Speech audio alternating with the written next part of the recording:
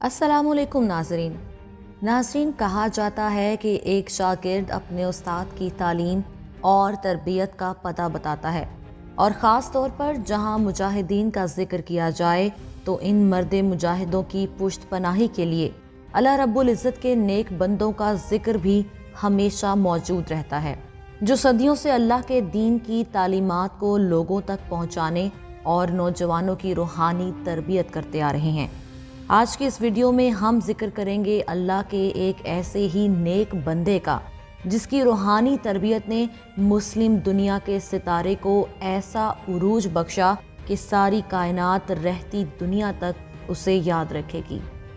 ناظرین، آج کی اس ویڈیو میں ہم آپ کو بتائیں گے شیخ ادبالی کے بارے میں کہ وہ کون تھے، ان کی وجہ شہرت کیا تھی، انہیں سلطنت عثمانیہ کا بانی کیوں کہا جاتا ہے، شیخ ادبالی نے سلطنت عثمانیہ کے بانی عثمان غازی کی تربیت کیسے کی، عثمان غازی نے شیخ ادبالی کے بارے میں کیا خواب دیکھا تھا، شیخ ادبالی نے عثمان غازی کو دل کو چھو لینے والی کیا نصیحت کی، شیخ ادبالی کا مقبرہ کہاں ہے، یہ سب کچھ اور اس نیک ہستی سے جڑی تمام معلومات جاننے کے لیے ویڈیو کو آخر تک ضرور دیکھیں۔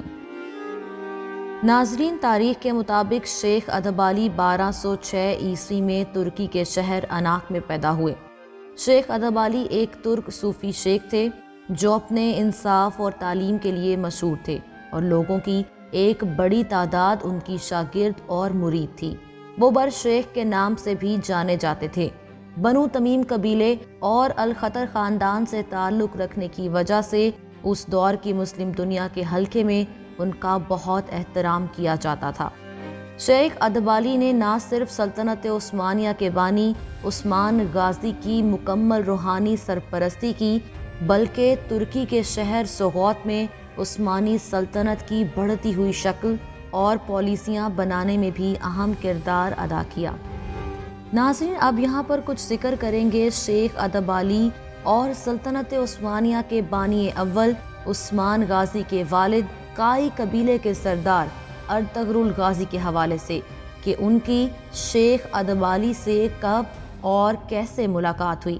ناظرین، اس ملاقات کے بارے میں مورخین لکھتے ہیں کہ ارطغرل غازی، جن کا تعلق ترکی میں اناطولیہ کے آباد علاقے ترک خانہ بدوش سے تھا، انہوں نے اپنے بیٹے کے ہمراہ ایک ملاقات میں ایک مرتبہ شیخ ادبالی کے ہاں قرآن مجید کا مکمل نسخہ دیکھا تو وہ بہت حیران رہ گئے۔ قرآن مجید کے ایسے مرتب نسخے کو دیکھ کر ارطغرل غازی اور ان کے بیٹے ادبالی سے بہت متاثر ہوئے، اور یہی وہ وجہ تھی جس کی وجہ سے کائی قبیلے کے سردار ارطغرل غازی شیخ ادبالی کے بہت قریب ہو گئے۔ اس اچانک ملاقات کے بعد یہ سلسلہ چل نکلا اور شیخ ادبالی اکثر اوقات اسلامی تعلیمات کائی قبیلے کے سردار ارطغرل تک پہنچانے لگے۔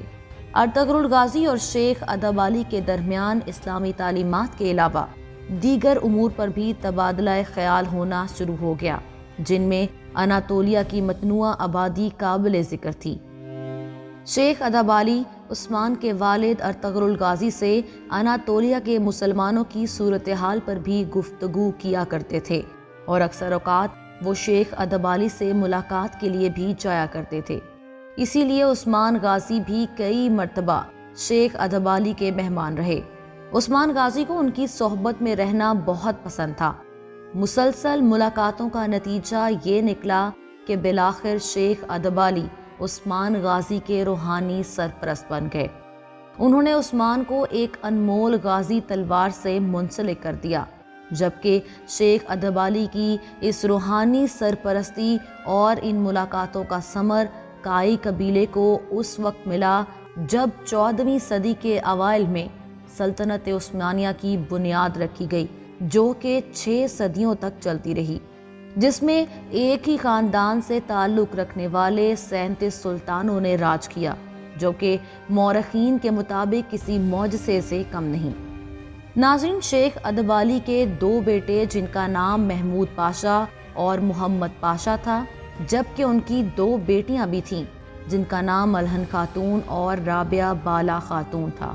شیخ ادب علی کی درگاہ مقدس کے دورے کے دوران عثمان غازی کی نظر شیخ ادب علی کی بیٹی رابعہ بالا خاتون پر پڑی۔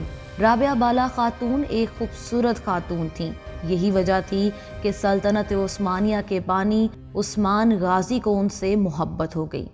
عثمان غازی کی نیت شیخ ادب علی کی بیٹی کو لے کر صاف تھی، وہ ان سے نکاح کرنا چاہتے تھے، اور اپنی اسی خواہش کا اظہار عثمان غازی نے اپنے روحانی سرپرست شیخ ادب علی سے کیا۔ جب عثمان غازی نے شیخ ادب علی سے ان کی بیٹی کے لیے اپنی محبت کا اظہار کیا تو شیخ ادب علی نے سماجی رابطوں کے فاصلے کی وجہ سے انکار کر دیا۔ اس انکار کے بعد بھی عثمان غازی شیخ کی درگاہ پر حاضری دیتے رہے، جس کے بعد ایک مرتبہ عثمان غازی شیخ کی درگاہ پر سو رہے تھے کہ انہوں نے خواب دیکھا۔ ناظرین، اس سے پہلے کہ ہم آپ کو اس خواب کے بارے میں بتائیں کہ وہ خواب کیا تھا، ہم کچھ بات کریں گے اس خواب سے جڑی اہمیت اور سچائی کی، جس کی بنا پر اس خواب کو تاریخ میں عثمان ڈریمز یعنی کہ عثمانی خواب کہا جاتا ہے، جس پر ایک برطانوی مورخ کیرولائن فنکل اپنی کتاب عثمان ڈریمز بھی لکھ چکی ہیں، جبکہ ایک اور مورخ لیلسی پی پیرس نے اپنی کتاب the imperial harem women and sovereignty in the Ottoman Empire میں عثمانی خواب کے حوالے سے لکھا ہے کہ سلطنت عثمانیہ کے آغاز کے بارے میں سب سے زیادہ سنی جانے والی روایت کے مطابق عثمان نے اپنی ابتدائی کامیابیوں کے بارے میں ایک خواب دیکھا تھا۔ آپ نے دیکھا ایک حلال چاند شیخ ادب علی کے سینے سے نکلا اور رفتہ رفتہ وہ بدر کامل یعنی کہ 14ویں کا چاند بنا اور عثمان کے سینے میں پیوست ہو گیا۔ پھر عثمان کے سینے سے ایک درخت نمودار ہوا اور بڑھتا ہی چلا گیا، یہاں تک کہ اس کی شاخیں آدھی زمین تک پھیل گئیں۔ درخت کے پتے تلواروں سے مشابہ تھے۔ اچانک سے ایک تیز ہوا چلی اور درخت کے سارے پتوں کا رخ ایک براعظم کی طرف ہو گیا۔ وہ براعظم ایک انگوٹھی کی طرح دکھائی دیتا تھا۔ عثمان وہ انگوٹھی پہننا ہی چاہتا تھا کہ اس کی آنکھ کھل گئی۔ عثمان غازی نے یہ خواب شیخ ادب علی کو سنایا اور ان سے تعبیر پوچھی تو شیخ ادب علی نے کہا کہ خدا نے عثمان اور اس کی اولاد کو دنیا کی حکمرانی کے لیے چن لیا ہے۔ انہوں نے مزید کہا کہ ان کے سینے سے چاند نکل کر عثمان کے سینے میں داخل ہونے والا چاند ان کی بیٹی ہے۔ اور ناظرین، اس کے بعد شیخ ادب علی نے اپنی بیٹی رابعہ بالا خاتون کا نکاح عثمان سے کر دیا۔ یہ رابعہ بالا خاتون شیخ کی وہی بیٹی تھی جن سے سلطنت عثمانیہ کے بانی عثمان غازی شادی کرنا چاہتے تھے۔ اپنی بیٹی کا نکاح عثمان غازی کے ساتھ کرنے کے بعد شیخ ادب علی نے سلطنت عثمانیہ کی بنیاد رکھنے میں عثمان غازی کی مدد اور تربیت کی۔ خلافت عثمانیہ قائم ہونے کے بعد شیخ ادب علی نے عثمان کو ایک نصیحت کی۔ اے میرے بیٹے، تم اب بادشاہ ہو، اب سے ہمارے لیے غضب ہے، آپ کے لیے سکون، ہمیں ناراض کرنے کے لیے، آپ کو خوش کرنے کے لیے، ہمارے لیے الزام لگانے کے لیے، آپ کو برداشت کرنے کے لیے، ہمارے لیے بے بسی اور گمراہی، آپ کے لیے رواداری، ہمارے لیے جھگڑا، آپ کے لیے انصاف، ہمارے لیے حسد، افواہ، بہتان، آپ کے لیے معافی۔ اے میرے بیٹے، اب سے یہ ہمارے لیے تقسیم کرنا ہے، آپ کو متحد کرنے کے لیے، ہمارے لیے کاہلی، آپ کے لیے انتباہ، حوصلہ افزائی۔ اے میرے بیٹے، صبر کرو، ایک پھول اپنے وقت سے پہلے نہیں کھلتا، کبھی بھی فراموش نہ کرو، انسان پھلے پھولے گا اور ریاست بھی پھلے پھولے گی۔ اے میرے بیٹے، آپ کا بوجھ بھاری ہے، آپ کا کام مشکل ہے، آپ کی طاقت بالوں پر لٹک رہی ہے۔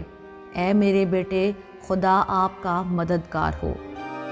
ناظرین، شیخ ادب علی کی اس نصیحت اور مشورے سے عثمانی سلطنت کی ترقی اور تشکیل ایسی ہوئی کہ عثمانیوں نے 6 صدیوں تک حکومت کی۔ ناظرین، شیخ ادب علی 120 سال کی عمر میں سن 1326 عیسوی کو ترکی کے شہر بیلسک میں انتقال کر گئے۔ آپ کا مزار ترکی کے شہر بیلسک میں موجود ہے، جو کہ ابتدا میں آپ کے نواسے اورحان غازی نے تعمیر کروایا تھا، مگر یونانیوں کے حملوں میں یہ تباہ ہو گیا تھا، جو کہ بعد میں سلطان عبدالحمید کے دور حکومت میں دوبارہ تعمیر کروایا گیا۔ ناظرین، آپ نے دیکھا کہ کیسے ایک عظیم الشان سلطنت کی بنیاد رکھنے والا روحانی سرپرست رہتی دنیا تک اسلام اور اسلامی قوانین کی تعلیمات سے اپنے کردار کو امر کر گیا۔ شیخ ادبالی جیسے روحانی سرپرست کی یہ تعلیمات گزرے وقت کے حکمرانوں اور جانشینوں کے ساتھ ساتھ آنے والے وقت کے تمام حکمرانوں کے لیے ایک مشرِ راہ ہے کہ کیسے بہترین حکمت عملی اور اسلامی تعلیمات کا استعمال کرتے ہوئے ہم اپنے کھوئے ہوئے وقار کو واپس حاصل کر سکتے ہیں۔ اگر ہماری آج کی یہ ویڈیو آپ کو پسند آئی ہے تو اسے لائک کریں، شیئر کریں اور بیل آئیکن پر کلک کرنا نہ بھولیں تاکہ آپ کو مزید ہماری ایسی ویڈیوز ملتی رہیں۔